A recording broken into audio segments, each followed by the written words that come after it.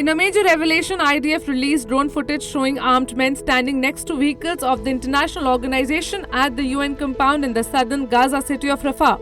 Highlighting the exclusive footage, Israel has requested the United Nations to intervene in the matter immediately, where an Indian Colonel Webb of Kali appointed at UNDSS was killed. Israel, who is a staunch ally of India, has expressed condolences at the tragedy, which marked the first international casualty for the international organization since the war began. Meanwhile, after the drone footage was released, the IDF spokesperson, Major Nir Dinar, calling the presence of armed men in the UN complex a troubling phenomenon, stated that such an incident must be severely condemned. He highlighted that this is not the first time that the Israeli military has spotted armed people thought to be linked with the Hamas terror group near the UN vehicles and facilities.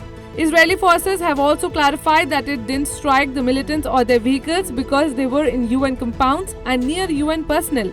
Nonetheless, it is still unclear from the IDF drone footage whether the armed guys are affiliated with Hamas or any other militant organizations operating in Gaza. For the unversed, the drone footage released by the IDF on Tuesday shows armed men at the UNRWA logistics complex in Rafah, a major hub for the distribution of humanitarian aid to the Palestinians.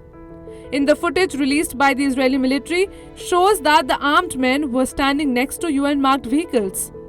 Meanwhile, saddened by the loss of former Indian Army officer Colonel Webb of Anil Kali, New Delhi on Wednesday stated that its missions in the UN and Israel are assisting in bringing back his mortal remains to the country.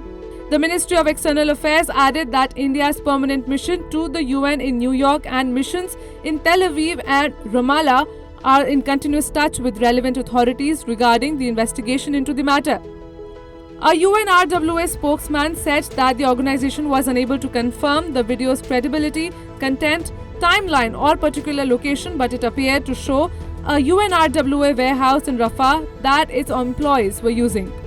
Denouncing the incident, UNRWA asserted that no party engaged in the war is permitted to misuse UN facilities for military or combative operations and must not disrespect the lives, property and operations of UN officials working in the war-wrenched nation.